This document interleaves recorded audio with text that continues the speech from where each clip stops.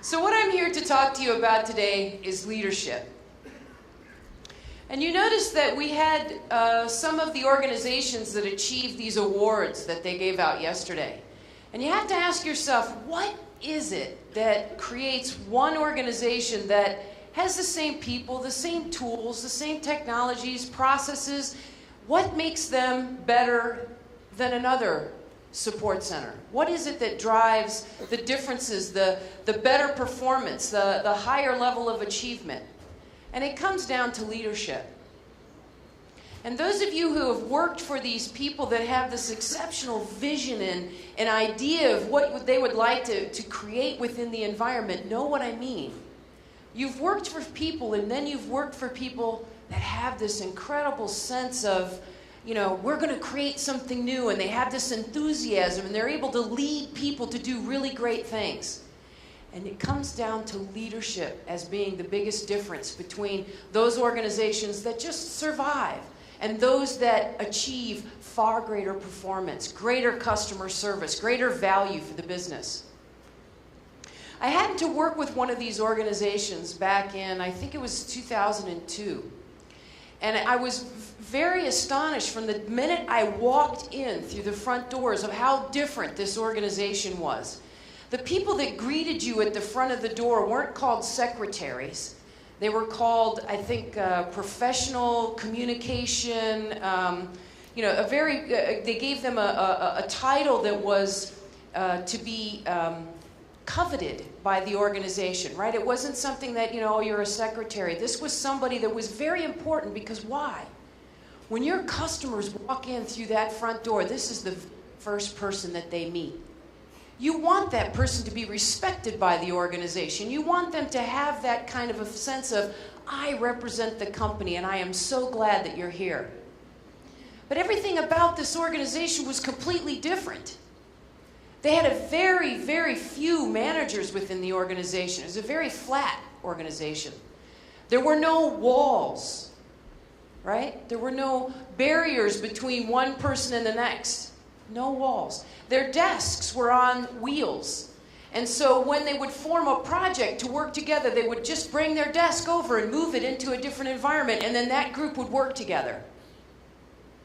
You didn't have multiple layers of management to get, your ideas and things up to senior management to create change. It was just one person. And that person was open and receptive to ideas. It's a very entrepreneurial environment.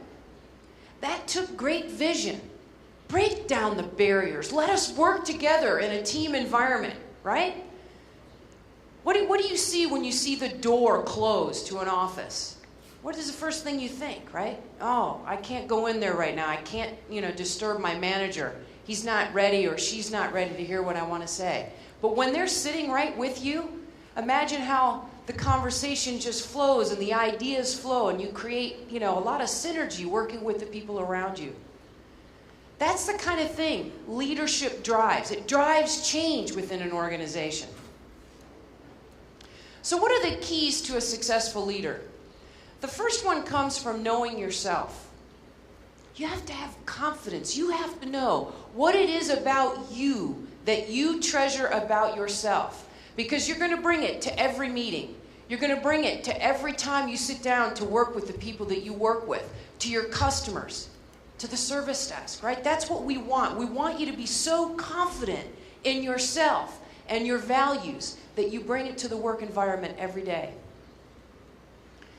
The second thing is you have to be able to create a vision of the future. Something that everybody says, oh yes, that's what I want to do, right? Not, I come to work every day, I kind of like the work environment. It's like they want to be there. They're there early and what are we going to do today and how are we going to accomplish it? That vision is incredibly important. If you think of all great leaders throughout history, they all had incredible vision of something they wanted to change, some idea. And it wasn't that they haven't had, controversy or other groups that didn't believe in it, but their vision was so keen, so inspirational, that everybody wanted to be a part of it. The next thing is that you have to challenge the process, right? You go to work, you do the same things day after day after day. Are they the right way to do them? Do we have to do them this way? Challenging the process creates opportunities to not only improve, but to completely innovate the way that your organization runs. This is a very important part of, you can have great vision and you can have great inner sense of your values, but you have to enable other people around you to actually take action. Have any of you ever worked for one of these managers where you couldn't do anything without permission? Right? And so every day you'd come up, can I do this? Or is it okay if we do this? A really good leader says, you own this. You go off and make it happen. Come to me and share your vision of how you will make this happen. And they eliminate the barriers in the environment in order to create that change. And the last thing here is that you have to encourage the heart. All really good things in life that are worth achieving have that emotion to them, right? You have this sense that you're doing something for the greater good. When you can connect people's hearts to change, they will be enthusiastic. They will be passionate. They will take the step beyond just what's expected.